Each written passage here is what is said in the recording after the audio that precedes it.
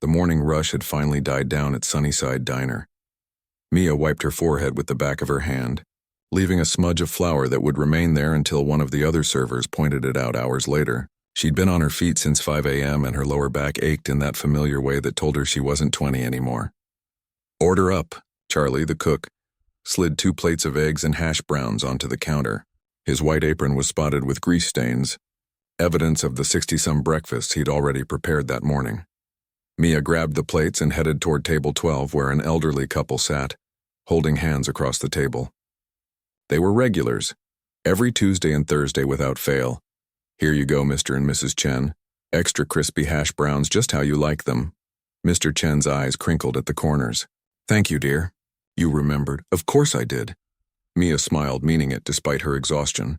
These small connections were what made the job worth it. She refilled their coffee cups without being asked and moved to her next table. The diner wasn't fancy. Just 12 tables with red vinyl booths, walls covered in local sports memorabilia, and windows that faced the bus stop where people gathered every morning, hunched against the wind. But it was clean and warm and served good food at prices people in this neighborhood could afford. By 11, Mia's feet were throbbing inside her worn sneakers. She'd bought them secondhand and they were half a size too small, but new shoes weren't in her budget this month, not with rent due and her textbooks costing more than she'd expected. "You taking your break or what?"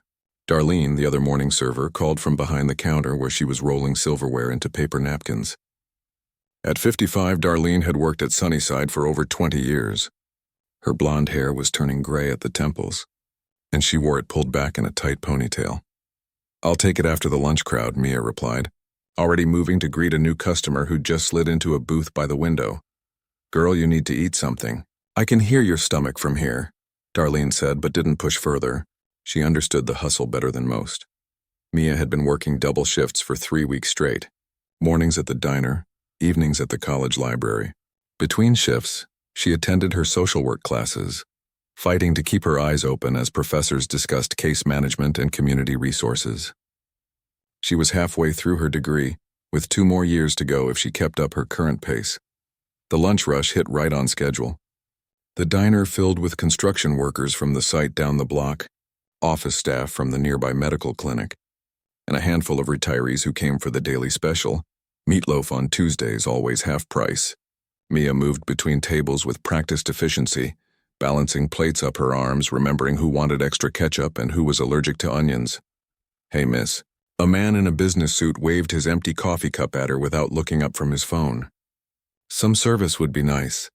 Mia bit back a response and forced her lips into a smile. "Coming right up, sir." As she poured his coffee, he continued his loud phone conversation, not acknowledging her presence. His watch probably cost more than she made in 3 months. "Anything else I can get for you?" she asked when he finally ended his call. He glanced at her briefly. "The check." "I don't have all day." Mia nodded and moved to the register. Some days were harder than others to maintain her smile. Today was one of those days. Her tip jar was half empty, and she'd already calculated that unless things picked up, she'd be short on grocery money this week. At 2 o'clock, the diner quieted again. Mia finally took her break, collapsing onto a stool at the end of the counter. Charlie slid a plate in front of her, a hamburger with extra fries. "I didn't order this," she said, even as her stomach growled loudly. Charlie shrugged his broad shoulders. "Someone canceled their order. It's just gonna go to waste." They both knew it was a lie. Charlie did this sometimes when he noticed she was skipping meals to save money. Too proud to accept charity, but too kind to let her go hungry. He'd create these little fictions they both pretended to believe. "Thanks," Mia said simply, and ate half the burger in 4 quick bites. While she ate, she pulled out her textbook and notebook, trying to get in some studying before her next shift began. The chapter on community resource allocation swam before her tired eyes. She'd been up until midnight finishing a paper, only to wake at 4 for her morning shift. "You look like you're about to face-plant right into those fries," Darlene commented, refilling the sugar dispensers nearby. "I'm fine," Mia insisted, straightening her posture. "Just didn't sleep great." Darlene gave her a knowing look. "When do you ever? Between those classes and picking up every shift you can, I'm surprised you're still standing." Mia shrugged. "Gotta do what you gotta do. Your determination's admirable, honey, but you're gonna burn yourself out before you even get that degree." Mia knew Darlene was right. But what choice did she have? Her parents had been clear when she moved out that she was on her own. Her dad's construction business had failed during the economic downturn, and they were barely keeping their own heads above water. There were no family funds to help with college. No safety net if she failed. "I'll rest when I'm dead," Mia joked, though the dark circles under her eyes suggested that might come sooner rather than later if she kept this pace. Or when you're a fancy social worker with benefits and weekends off. Darlene countered. Mia smiled at the thought. Sometimes that future seemed as distant and unlikely as winning the lottery, but it was the dream that kept her going through endless double shifts and late-night study sessions. Her break ended too quickly.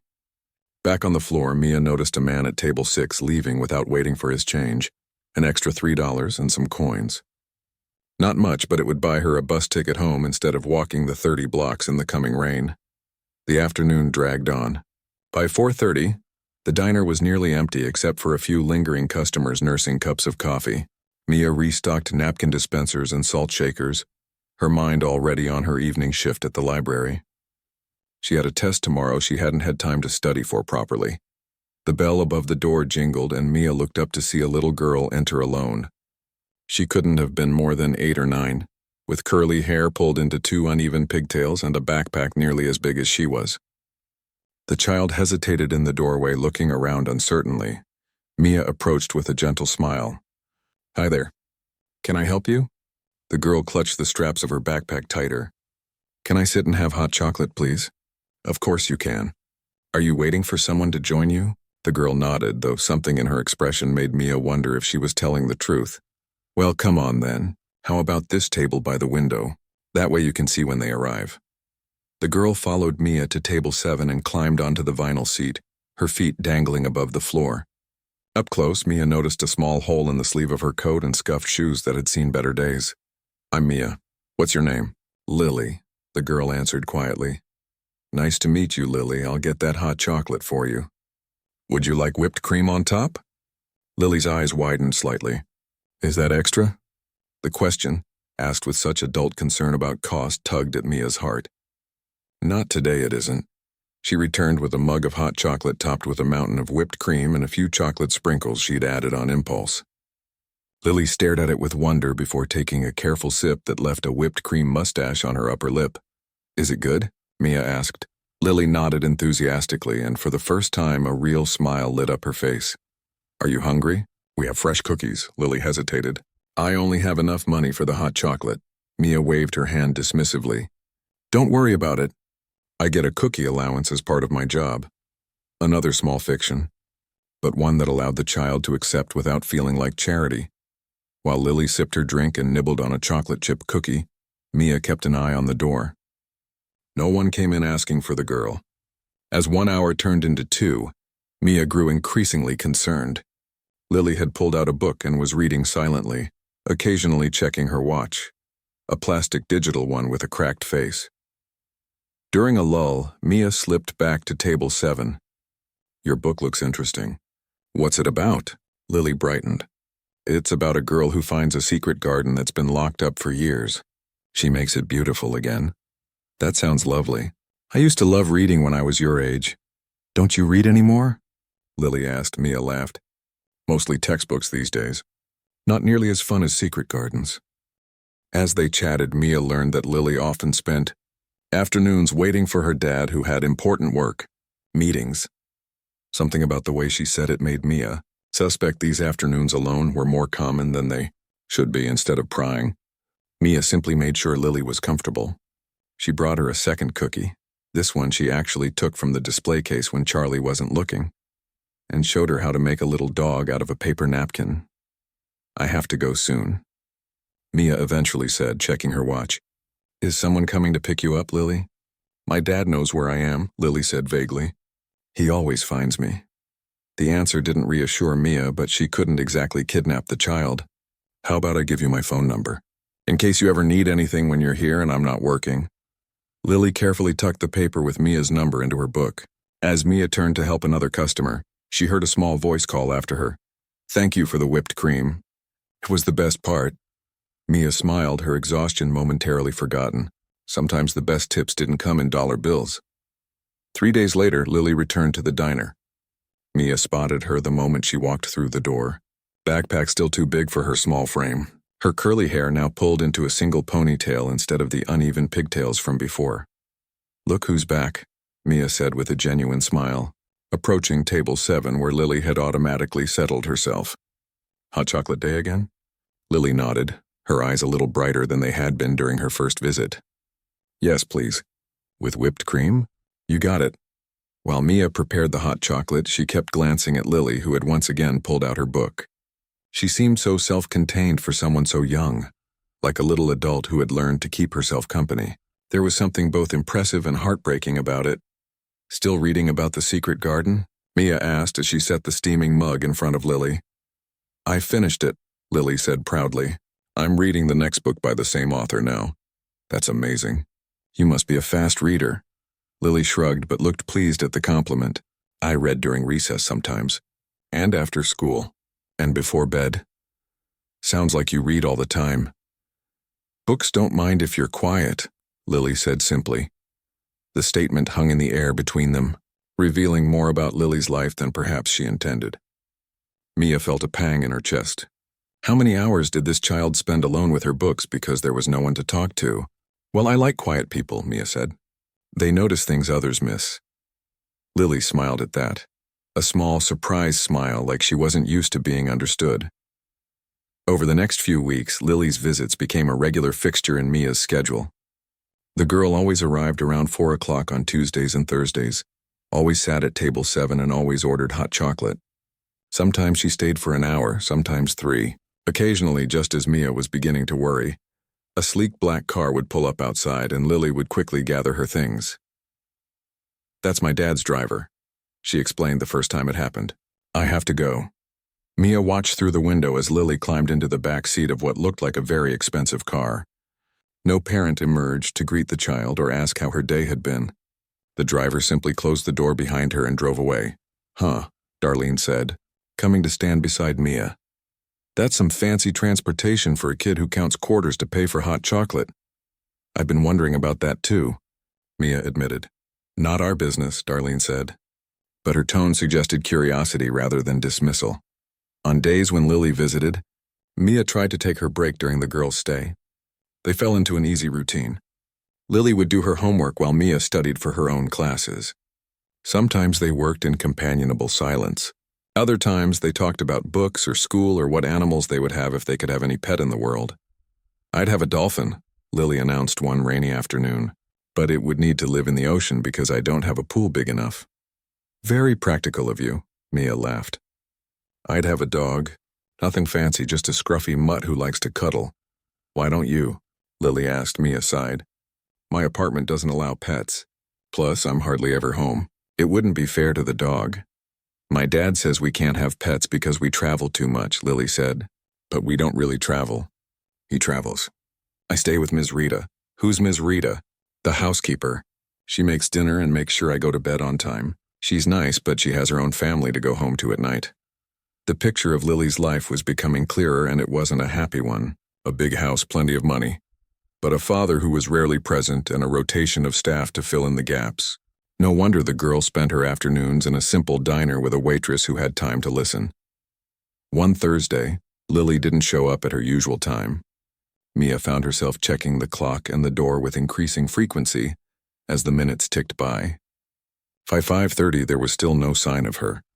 "Your little friend not coming today?" Charlie asked as he handed Mia an order for table 3. "I guess not," Mia said, trying not to sound as worried as she felt. It wasn't like she was the girl's guardian.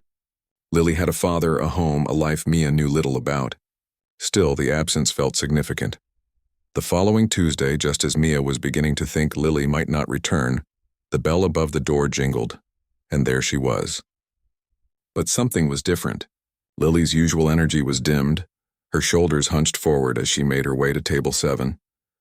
"Hey there," Mia said gently, approaching the table. "I missed you last week." Lily looked up and Mia could see her eyes were rimmed with red like she'd been crying. "I had a cold," she said, but the way she avoided eye contact suggested there was more to it. "I'm sorry to hear that." "Feeling better now?" Lily nodded half-heartedly. "Hot chocolate?" Another nod. When Mia returned with the hot chocolate, she'd added extra whipped cream and chocolate sprinkles plus a cookie on the side. "On the house," she said when Lily looked at the cookie questioningly. For a while, Lily just sat stirring her hot chocolate, watching the whipped cream dissolve into the warm liquid. She didn't pull out her book or her homework. Mia went about her duties, giving the girl space while keeping an eye on her. When the diner quieted down, she took her break and slid into the booth across from Lily. "Penny for your thoughts?" she asked. Lily was quiet for so long that Mia thought she might not answer. Then in a small voice she said, "It was my mom's birthday last week." Understanding dawned on Mia. "Is that why you didn't come to the diner?" Lily nodded. "Dad took me to her favorite restaurant. We do it every year." She paused, picking at the edge of her napkin. "He cried in the car on the way home. He thinks I didn't see, but I did." Mia wasn't sure what to say. It was the first time Lily had mentioned her mother, and the implication that she was no longer around hung heavy in the air. "It's okay to be sad on special days," Mia finally said. "Birthdays, holidays, they can be hard when you miss someone. Dad says we should celebrate her life, not be sad she's gone." Lily looked up, her eyes wide and uncertain. "But sometimes I forget what she looked like. Does that mean I didn't love her enough?" The question broke Mia's heart. "Oh, Lily, no. Memory doesn't work like that. Love and memory are different things. I have pictures, but it's not the same." "No, it's not." Mia hesitated, then decided honesty was best. "My grandma died when I was about your age. Sometimes I'd panic because I couldn't remember the exact sound of her laugh or the way her hands looked. My mom told me something that helped. She said memories are like stars. Some nights you can see them clearly, other nights they're hidden by clouds, but they're always there." Lily considered this, taking a small bite of her cookie. "I like that." They sat quietly for a moment. The sounds of the diner, clinking dishes, murmured conversations. The hiss of the coffee machine, creating a cocoon around their booth. "Would you like to see her picture?" Lily asked suddenly, reaching for her backpack. "I'd be honored." Lily pulled out a small photo album and carefully opened it to the first page. There was a beautiful woman with the same curly hair as Lily, laughing on a beach somewhere. "That's my mom. Her name was Grace. She's lovely," Mia said softly. "You have her smile." This seemed to please Lily enormously.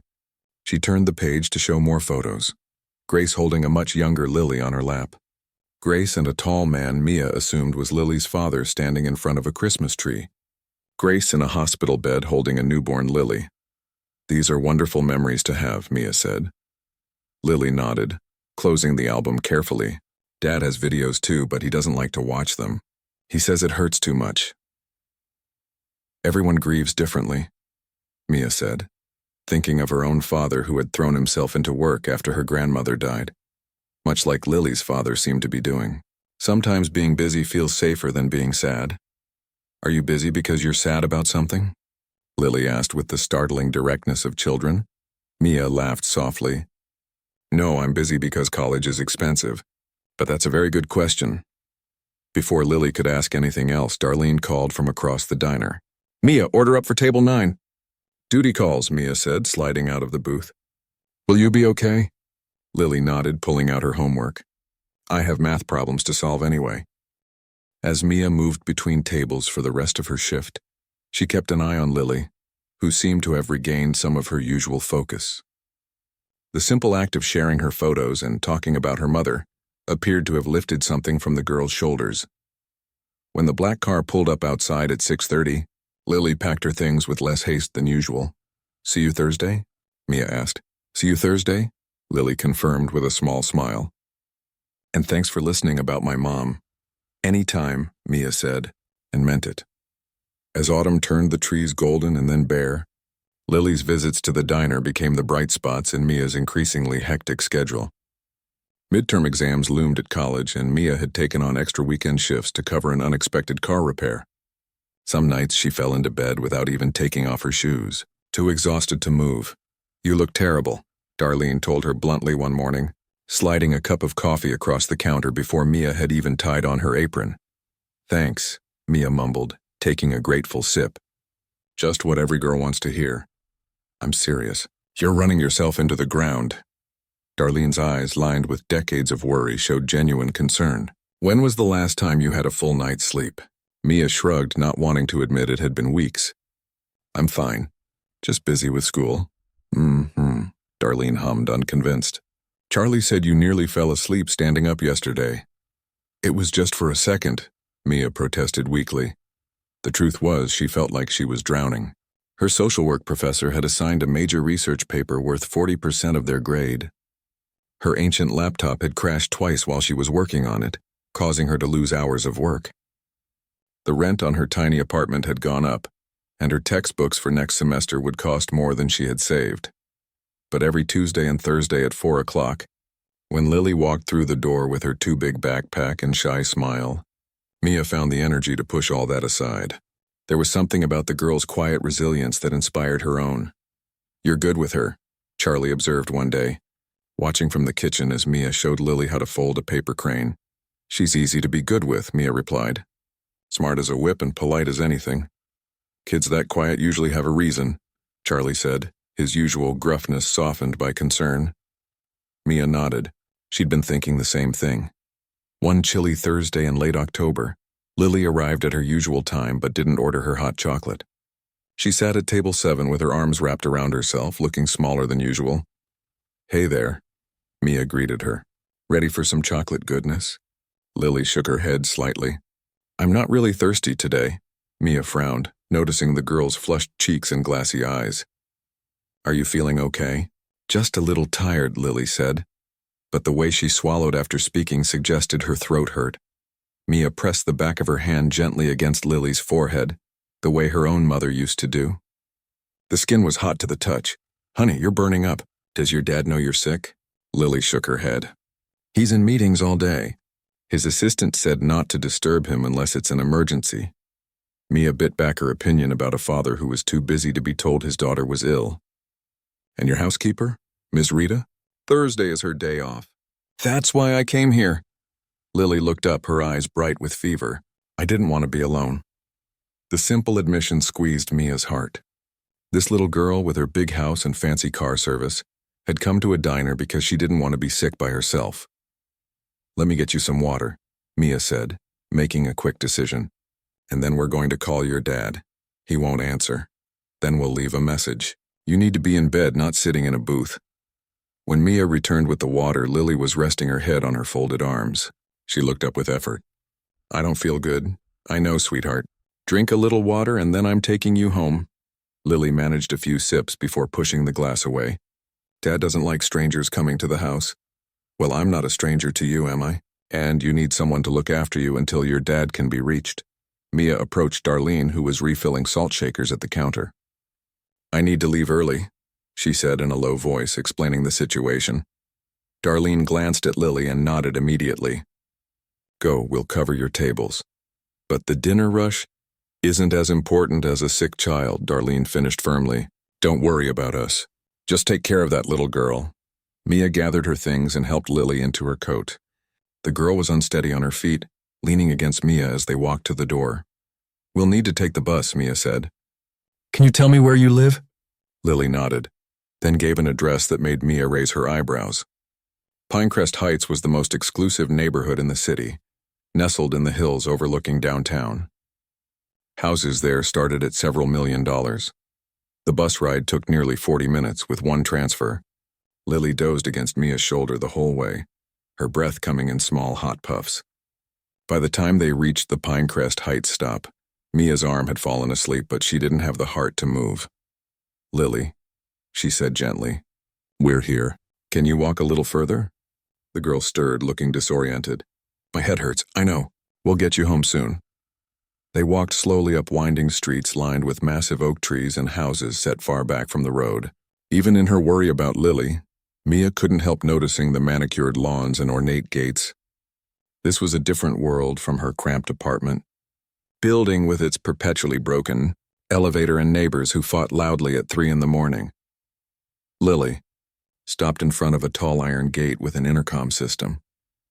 We're here, she said weakly. Mia stared through the gate, unable to hide her surprise. The house, if you could call it that, was enormous.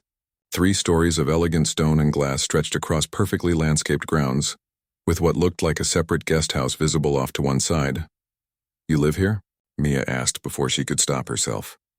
Lily nodded, too tired to notice Mia's shock. She reached into her backpack and pulled out a small plastic card, which she held up to a sensor on the gate. There was a soft beep and the gate began to swing open. "Dad says not to lose this," she explained, tucking the card carefully back into her bag. "It's programmed with my fingerprints too, but sometimes the scanner doesn't work." Mia followed Lily up the curved driveway, still trying to process the disconnect between the lonely child who counted quarters for hot chocolate and this palace of a home. At the front door, Lily pressed her thumb to another scanner, and the massive door unlocked with a click. The interior was just as impressive as the exterior. Soaring ceilings, marble floors, artwork that probably cost more than Mia's entire education. A sweeping staircase led to the upper floors, and floor-to-ceiling windows offered views of the city below. "My room is upstairs," Lily said, but as she took a step toward the staircase, she swayed dangerously. Mia caught her just before she fell. "I've got you. Let me help." She half-carried Lily up the stairs and down a long hallway.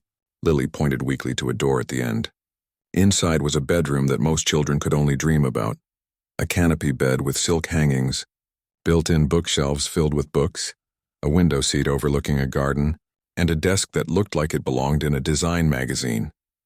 But what struck Mia most was how lived-in it felt compared to the rest of the house. Drawings were pinned to a bulletin board. A well-loved stuffed rabbit sat on the pillow, and books were stacked on the nightstand. This was Lily's sanctuary. Mia helped her change into pajamas and tucked her into bed. "Where's your thermometer?" "Bathroom," Lily mumbled, pointing to a door on the far wall. The bathroom was bigger than Mia's entire kitchen, with marble countertops and a shower that could fit 4 people. She found the thermometer in a drawer and returned to take Lily's temperature. "101.3, Mia read with a frown. "Do you know where the medicine is kept?" "Kitchen. Bottom cabinet next to the fridge. There's children's fever medicine in there." Mia nodded. "I'll be right back." Try to rest. Finding the kitchen took longer than expected. The house was a maze of rooms, each more elegant than the last. The kitchen itself was a chef's dream, with commercial-grade appliances and countertops that seemed to stretch forever. As Mia was rummaging through the cabinet Lily had mentioned, she heard a voice behind her. "Who are you and what are you doing in this house?" She spun around to find a tall woman in a security uniform, hand resting meaningfully on what looked like a taser at her belt. "I'm Mia," she said quickly, holding up the fever medicine as if it explained everything. "I work at Sunnyside Diner. Lily came in sick today and there was no one at home, so I brought her back. She's upstairs with a fever." The woman's stern expression didn't change. Mr. Reynolds did not inform security about any visitors today. Mr. Reynolds. So that was Lily's father's name. "It was unplanned," Mia explained. "Lily said her father was in meetings and couldn't be disturbed. She's really not well. 102.3 fever, sore throat, fatigue. I couldn't just leave her at the diner." The security woman seemed to consider this, then lifted a radio from her belt. "This is Jana at the main house. The child is here with a woman named Mia from a diner. Claims the child is sick." She listened to her response Mia couldn't hear, then nodded. "I'll stay with them until you arrive." She lowered the radio and fixed Mia with a slightly less suspicious look. "Our housekeeper is on her way. She'll take over from her." "Great," Mia said, relieved. "I just want to give Lily this medicine and make sure she's comfortable before I go." Jana followed her upstairs, keeping a watchful distance as Mia helped Lily take the medicine and placed a cool washcloth on her forehead. "I don't want you to go," Lily whispered, holding onto Mia's hand. "Ms. Rita is coming," Mia reassured her, "and I'll see you at the diner when you're feeling better. Promise." "Promise." By the time a harried-looking Ms. Rita arrived, Lily had fallen into a restless sleep. Mia explained the situation again, writing her phone number on a notepad by Lily's bed. "Please call me if she gets worse or if you need anything," she told Ms. Rita, "and please tell her father that she really wanted him to know she was sick." Ms. Rita's expression softened slightly. "I will tell him. And thank you for bringing her home safely." As Jana escorted Mia back to the front door, Mia took one last look around at the beautiful, cold house. For all its grandeur, it felt empty in a way her tiny, cluttered apartment never did. On the long bus ride home, Mia couldn't stop thinking about Lily, alone in that huge house with her books and her memories. Money, it seemed, couldn't buy what the child truly needed: time, attention, connection. The irony wasn't lost on Mia. She had none of the material things Lily had. Yet she was surrounded by people who noticed when she was tired, who covered her shifts when she needed help, who saw her. She arrived home exhausted, her own forgotten headache pounding behind her eyes. As she fell into bed, still in her uniform, her last thought was of Lily, and a quiet promise to herself that the girl would always have someone who saw her too. Mia didn't see Lily for a week after the fever incident.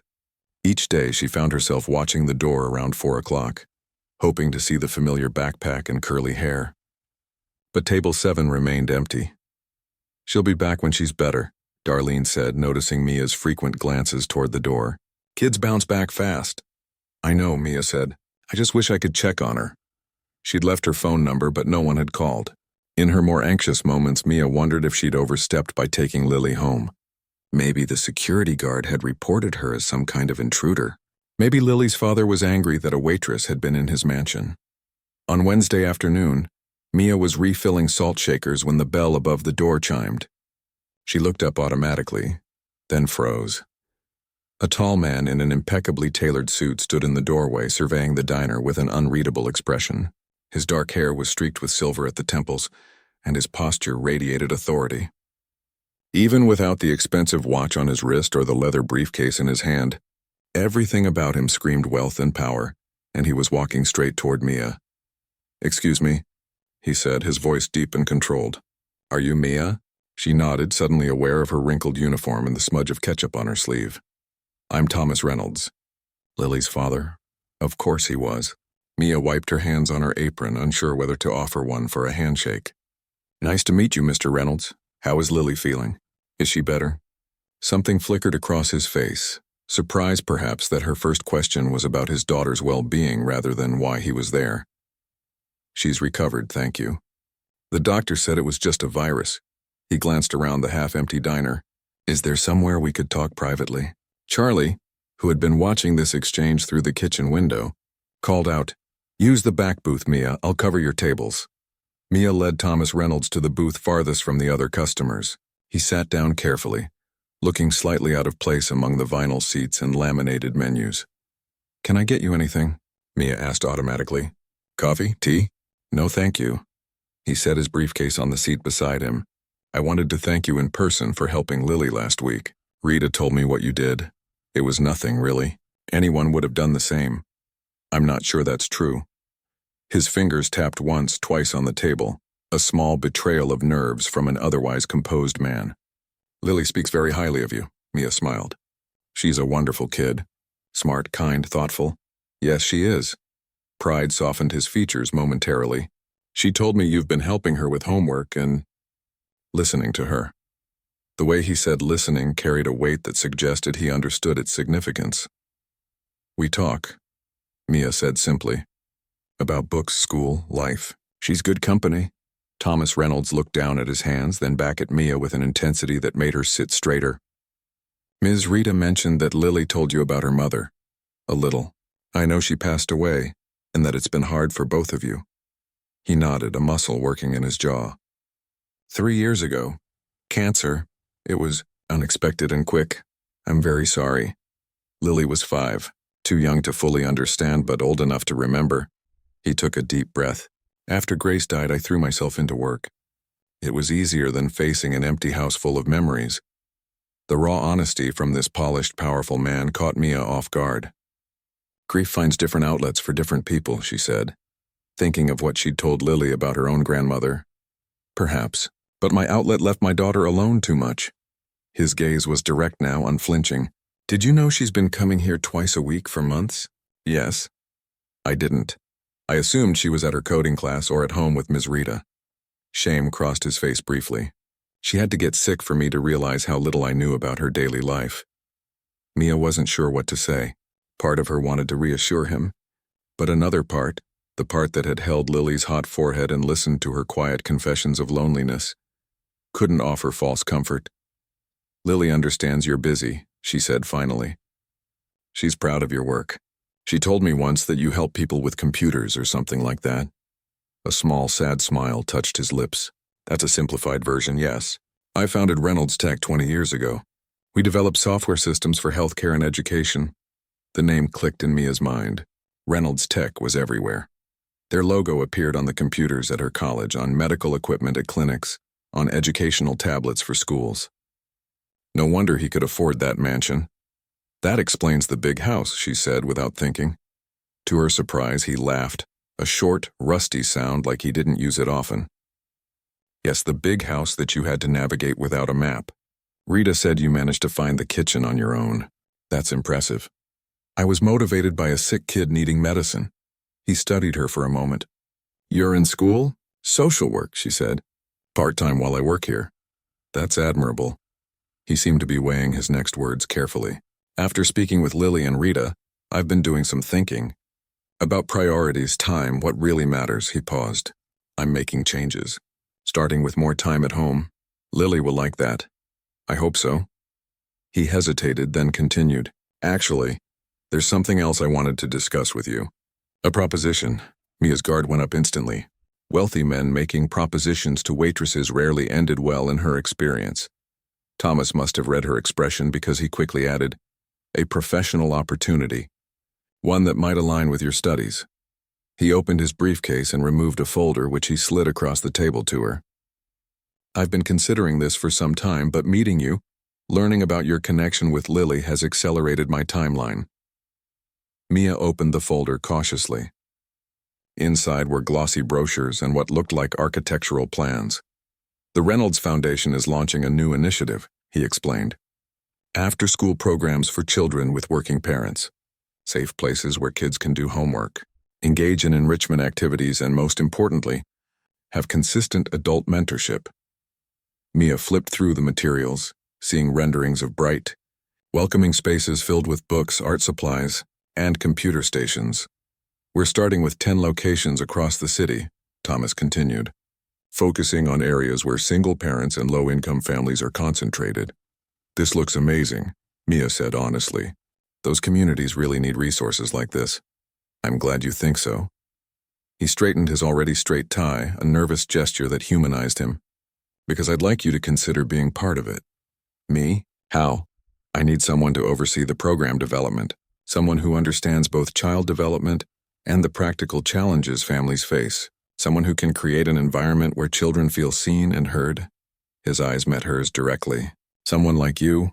Mia blinked, certain she'd misunderstood. Mr. Reynolds, I'm still in school. I don't have a degree yet, let alone experience managing something like this. You have the most important qualification. You connected with my daughter when I couldn't.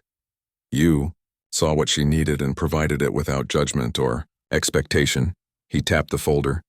The position would include flexibility for you to complete your degree, with tuition covered as part of your compensation package. Mia's mind reeled. Tuition covered. A job related to her field. It seemed too good to be true. Why me? She asked bluntly. You don't even know me. I know enough, he replied. I've spent the past week learning what I could. Your professors speak highly of you. Your co-workers respect you. And my daughter, who trusts very few people since her mother died, lights up when she talks about you. Mia didn't know what to say. Part of her wanted to jump at the opportunity, but another part felt uncomfortable with how it had come about. I appreciate the offer, she said slowly. But I wouldn't want you to feel obligated because I helped Lily. This isn't about obligation, Thomas said firmly. It's about recognizing the right person for an important role. The fact that you know Lily is a bonus, not the reason. He smiled slightly, though I won't pretend I'm not hoping you'll continue to be part of her life. You've been good for her. She's been good for me too, Mia admitted. Then we all benefit. He handed her a business card with his direct number. Take some time to think about it. Visit our offices. Talk to the team. Make sure it's the right fit for you. Mia tucked the card and folder into her apron pocket, still processing the surreal turn her day had taken. Thank you. I will. As Thomas stood to leave, he hesitated. There's one more thing. Lily has been asking when she can come back to the diner. Would it be all right if I brought her by tomorrow? She misses her hot chocolate. A shadow of vulnerability crossed his face. And maybe I could join her this time. Get to know this place that's become so important to her. Of course, Mia said, smiling at the image of this powerful CEO sitting in a vinyl booth with his daughter. Table 7 is always open for Lily. After he left, Mia stood frozen by the booth, trying to make sense of what had just happened. So, Darlene said, appearing at her elbow. That was him? The dad? Mia nodded, still dazed. Handsome, Darlene observed. And that suit probably cost more than I make in a month. What did he want? To say thank you, and... Mia touched the folder in her pocket. To offer me a job. Darlene's eyebrows shot up. A job? What kind of job? Running an after-school program for kids, with tuition coverage to finish my degree. Darlene let out a low whistle. Sounds like your good deed is coming back around. She squeezed Mia's shoulder. Couldn't happen to a more deserving person. As Mia returned to her tables, her mind kept drifting to Thomas Reynolds' words, to the possibility of a future where her education wasn't a constant financial struggle, where she could make a difference in children's lives, not just Lily's, but many others like her. And somewhere beneath that practical consideration was a flutter of something else, something she wasn't quite ready to examine. The way Thomas had looked at her with respect, the genuine remorse in his voice when he spoke of his mistakes, the determination to do better by his daughter. Tomorrow, Lily would be back at table 7, and this time her father would be with her. Mia found herself looking forward to it more than she cared to admit. True to his word, Thomas brought Lily to the diner the next day. Mia spotted them the moment they walked in. Lily bouncing slightly with excitement, Thomas looking both out of place and determined in his expensive suit among the everyday lunch crowd. Table 7? Mia asked with a smile when they approached. Lily's face lit up. You remembered. How could I forget? Mia led them to the booth by the window. One hot chocolate coming up. And for you, Mr. Reynolds? Thomas, please, he said, loosening his tie slightly. And coffee would be great. Black. As Mia walked away to get their drinks, she heard Lily excitedly explaining to her father about the origami animals Mia had taught her to make with napkins. There was something both touching and awkward about watching this powerful man trying so earnestly to engage with his daughter in this humble setting. When Mia returned with their drinks, Lily was showing Thomas her homework folder. Mia helped me with my science project last week, she was saying. We made a model of the solar system and my teacher said it was the best in class. Thomas looked up at Mia with genuine gratitude. I didn't know about that. Thank you. It was fun, Mia said, setting down their drinks. Lily has a good eye for detail. She insisted on painting tiny rings around Saturn even though they were barely visible. It wouldn't be accurate without them, Lily explained seriously. Thomas laughed. A real laugh this time. Not the rusty sound from yesterday. That sounds exactly like you. Remember when you made me redo the lights on your dollhouse because they weren't symmetrical?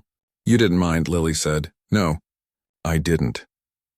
Something passed between father and daughter, a shared memory that seemed to heal as they revisited it. Mia started to step away to give them privacy, but Lily called her back. Don't go. Dad wants to ask you about the new job. Did you think about it? Are you going to say yes? Lily, Thomas admonished gently. We agreed to give Mia time to consider the offer. Sorry, Lily mumbled, though she didn't look particularly sorry. But it would be so cool if you worked with Dad. You could come to our house for dinner sometimes, and maybe help with the other kids too, and... Let's take things one step at a time, Thomas interrupted, but his expression was fond rather than stern. Over the next hour, as Mia moved between her other tables and their booth, she watched Thomas and Lily together. There were still awkward pauses and hesitant moments, but there was also laughter and genuine connection. Thomas listened intently as Lily described her latest book, asking thoughtful questions that showed he was truly engaged. When Lily went to the bathroom, Thomas turned to Mia. I meant what I said yesterday. About the job. I know, Mia said. I've been thinking about it, and... She took a deep breath. It's an amazing opportunity. But I need to make sure it's right for everyone. That I'd be qualified to do what you're asking. Thomas nodded, seeming to appreciate her honesty. I understand. But I hope you'll at least come visit the foundation offices and meet the team before deciding. I'd like that. As they were preparing to leave, Lily suddenly asked, Can Mia come for dinner tonight? Please, Dad. Thomas looked surprised, then thoughtful. Well, I don't know if Mia has plans. The truth was, Mia's only plans involved instant noodles and studying for an exam. But she hesitated, not wanting to impose on their father-daughter time. Another night might be better, she began, but Lily's face fell so dramatically that she found herself reconsidering. But I'm free tonight if you're sure it's not an inconvenience. No inconvenience at all, Thomas said. We'd be honored. Wouldn't we, Lily? Lily nodded enthusiastically. Ms. Rita makes the best lasagna on Thursdays. And so 6 hours later, Mia found herself once again approaching the iron gates of the Reynolds mansion, this time as an invited guest rather than a caretaker for a sick child. She changed out of her uniform into her nicest jeans and a sweater that only had one small hole in the sleeve, which she'd carefully positioned to be less noticeable. The house looked different in the evening light, somehow warmer and less imposing. Or maybe it was knowing that she was expected that made the difference. Dinner was both strange and wonderful. Ms. Rita's lasagna was indeed exceptional. Lily chattered happily throughout the meal, filling the spaces that might otherwise have been awkward. Thomas asked thoughtful questions about Mia's studies, listening with genuine interest to her explanations about social work theory and practice. What made you choose social work? He asked as they moved from the dining room to a comfortable sitting area for dessert. Mia considered the question. I grew up watching my parents struggle, not just financially, but with navigating systems that seemed designed to keep them stuck. Healthcare, education, housing. It all felt like a maze with no exit. She accepted the coffee Ms. Rita offered. When I was 16, a social worker helped us get into a better housing situation. She knew all the forms, all the right people to call. It made a huge difference for us. I wanted to be that person for someone else. Thomas nodded slowly. That's why your connection with Lily makes sense to me now. You see people, really see them. Dad's going to help lots of kids with his new programs, Lily said proudly, curling up next to Mia on the sofa. And you can help too. Speaking of which, Thomas said, would tomorrow work for you to visit the foundation? I could send a car. The offer of a car reminded Mia of the vast differences in their circumstances, but she pushed aside her discomfort. That would be fine. I have classes until 2, but I'm free after that. By the time Mia left that evening, in a car with a driver, despite her protests that the bus was perfectly fine, something had shifted. The Reynolds house still felt like something from another world, but it was a world that had made space for her, however temporarily. The next day, the car arrived exactly as promised. Mia felt self-conscious in her simple clothes as she was ushered into the gleaming Reynolds Foundation headquarters downtown, but the team Thomas introduced her to was surprisingly down-to-earth and passionate about the after-school initiative. We've secured 10 locations to start, explained Paula, the project manager. Community centers, renovated storefronts, one former library branch. But we need someone who understands what these spaces should feel like for the kids who'll use them. Not just homework help, but genuine connection, added Ben from the operations team. Mr. Reynolds was very specific about that. As the afternoon progressed, Mia's initial hesitation began to fade. These people weren't just throwing money at a problem. They were thoughtfully addressing a real need she'd seen firsthand in her own community. And they were offering her a chance to be part of it, to use her education and experience in meaningful ways. By the time Thomas joined them for the final meeting, Mia had made up her mind. I'd like to accept the position, she said. With one condition. Thomas raised an eyebrow. What condition? That we use Sunnyside Diner as one of our pilot locations. It's already a safe space for neighborhood kids. Charlie and Darlene would be on board, I know it. A slow smile spread across Thomas's face. I think that can be arranged. 1 year later, Mia adjusted the new sign in the window of Sunnyside Diner. After school hub, all students welcome, 3-6 p.m. Behind her, tables that once held solitary diners now accommodated children working on homework, playing board games, or just talking with the college student mentors Mia had helped recruit.